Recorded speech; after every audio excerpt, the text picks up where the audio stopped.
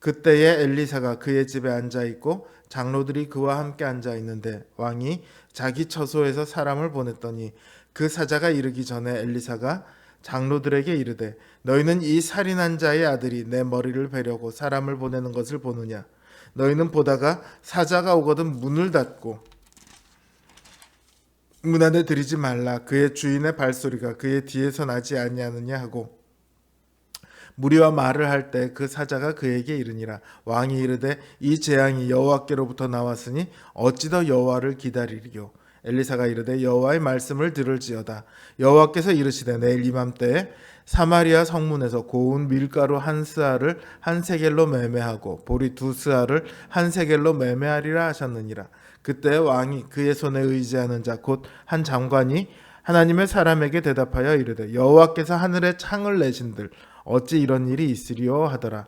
엘리사가 이르되 내가 내 눈으로 보리라. 그러나 그것을 먹지는 못하리라 하니라. 아멘.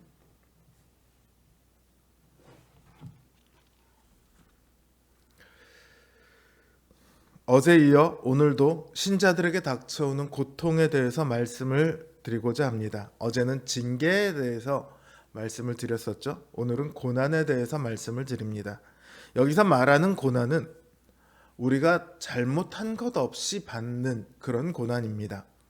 성경에선 이런 고난을 두고 애매한 고난이라고 표현을 합니다. 왜 일어났는지 모른다는 뜻이죠. 사마리아는 지금 극심한 굶주림에 시달리고 있습니다. 자신들의 자녀를 잡아먹을 정도예요. 그런데 왕은 이 고통이 하나님 때문이라고 말합니다. 33절에서 이 재앙이 여호와께로부터 나왔으니 어찌 더 여호와를 기다리리요 하고 말하지 않습니까? 하나님께서는 이스라엘 왕과 이스라엘이 돌이키기를 원하셨습니다. 그러나 그들은 오히려 하나님께 모든 책임을 돌리고 하나님의 사람인 엘리사를 죽이려고 합니다. 하나님을 어떻게 할 수 없으니 엘리사를 잡으려고 하는 것이죠. 엘리사는 이제 죽을 상황에 처했습니다. 자, 이스라엘이야 굶주리고 있는 것이 자신들의 죄값을 받는다고 하지만 엘리사는 왜 죽어야 하죠? 엘리사가 하나님 앞에 죽어야 할 죄를 지었습니까? 엘리사가 하나님의 말씀을 거역한 일이 있습니까? 엘리사는 하나님께서 말씀하시는 대로 말했고 행하시는 대로 따랐습니다. 그런데 그 결과가 죽음입니다. 이해할 수 없는 일 아닙니까? 하나님 앞에 누구보다 순종했는데 그 대가가 죽음이래요. 이해할 수 없죠. 근데 그 일이 이해할 수 없는 일이 엘리사에게만 일어나는 것이 아니라 우리 신자들에게도 일어납니다. 세상은 교회를 미워해요. 신자를 미워합니다. 왜냐하면 자신들과 다르거든요. 다를 뿐만 아니라 세상이 잘못되었다고 말하거든요. 그리고 세상에 속하지 않거든요. 세상과 구별되어서 신자들만의 길을 따로 가요. 요즘 말로 하자면 요즘 막 한참 시끄럽죠. 무슨 이적단체 같은 거예요. 그 명칭이 종북좌파건 내란 동조 세력이건 어쨌든 간에 우리를 이롭게 하는 사람이 아니라 적을 이롭게 하는 사람이라는 거예요. 가만 내버려두면 안 되는 존재인 거죠. 세상은 교회를 이렇게 봐요. 그래서 미워합니다. 그래서 세상은 신자를 향해 당근과 채찍을 사용해요. 당근을 내밀어서 유혹하고 자신들과 같은 길을 가자고 합니다. 또 다른 한편으로는 채찍을 사용해서 핍박하며 자신들을 따르라고 합니다. 이게 이 땅에서 신자들이 받는 고난의 이유예요. 신자의 삶 가운데 고난이 없을 수 없습니다.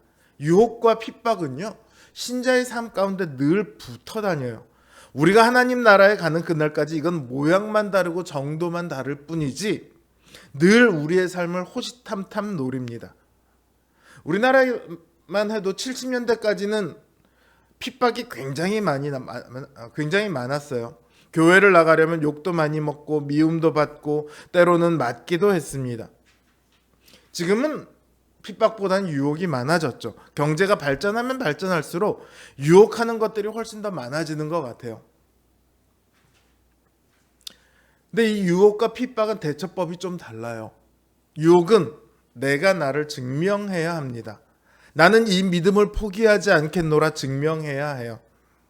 물론 그 과정에서 하나님의 도움이 필요하죠. 하나님의 도움 없이 우리가 유혹을 이길 수 있나요? 그거 못해요. 한 번, 두 번은 어떻게 가능할지 모르겠지만 계속해서 한 번도 실수 없이 유혹을 이겨낸다는 것은 사실 불가능한 얘기예요. 그러나 어쨌든 우리 안에 있는 마음을 다스리면 됩니다. 하나님의 도우심을 통해서 우리만 잘하면 돼요. 그러면 유혹을 이겨내고 믿음을 증명할 수 있습니다. 그러나 핍박은 달라요. 핍박으로 오는 고난은요, 내 내부에서 오는 게 아니라 외부에서 오잖아요. 그러니까 내가 잘한다고 해서 되는 게 아니에요. 우리가 어떻게 한다고 해서 그 고난이 사라지지 않아요. 어떻게 이겨내고 믿음을 증명해야 할지 사실은 난감한 문제죠. 내가 내 안에 있는 문제는 내가 해서 어떻게 하면 되는데 핍박은 그렇게 되는 게 아니거든요. 이게 왜 이런 핍박이 왔는지도 모르겠고 어떻게 해야 할지도 모르는 그런 상황이 계속됩니다. 그러니까 힘이 들죠. 그러나 그 고난은요, 오히려 우리를 증명해 줍니다. 우리 스스로가 우리를 증명할 필요가 없이요, 고난 자체가 우리를 증명해 줘요. 징계는 우리의 잘못에 대해서 하나님께서 돌이키라고 주시는 사인이라면요, 이 애매한 고난은 우리가 뭔가를 잘못해서가 아니라 우리가 잘하고 있어서 오는 거예요. 그러니까 오히려 잘하고 있다는 사인이라고 할 수 있겠죠.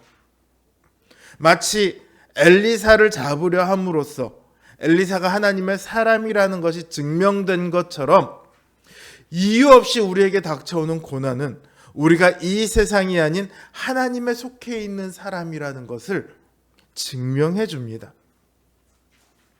우리 성도들의 삶 가운데 어떻게 늘 기쁘고 즐거운 일만 있겠습니까? 오늘 우리에게 만약 이유를 알 수 없는 고난이 있다면 그건 우리는 하나님의 사람이라는 말이에요. 하나님에 속해서 잘 살아가고 있다는 트로피나 다름이 없습니다. 그러니까 기쁠 때만 기뻐할 수 있는 게 아니라 이렇게 애매한 고난이 올 때도 우리가 기뻐할 수 있는 이유가 여기에 있어요. 비록 현실은 고통스럽지만 내 영혼이 너무 잘 살아가고 있구나. 하나님이, 세상이 그걸 인정하고 있구나. 그러니까 그 고통 속에서 오히려 평안을 얻을 수 있습니다. 잘하고 있는 이 길을 그냥 가면 되는구나. 세상은 이런 말을 하면 그게 뭐야 싶겠죠. 이건 세상이 알지 못하는 비밀입니다. 신자들에게만 허락된 크고 놀라운 비밀이에요. 세상은 알지 못하는 그 놀라운 비밀이 우리들에게 주어져 있습니다. 신자는 그래서 평안하나 고난이 오나 범사에 늘 감사하고 기뻐할 수 있는 사람이에요. 그렇게 평안 속에서도 고난 속에서도 늘 기뻐할 수 있는 우리 성도님들 되시길 주님의 이름으로 기원합니다.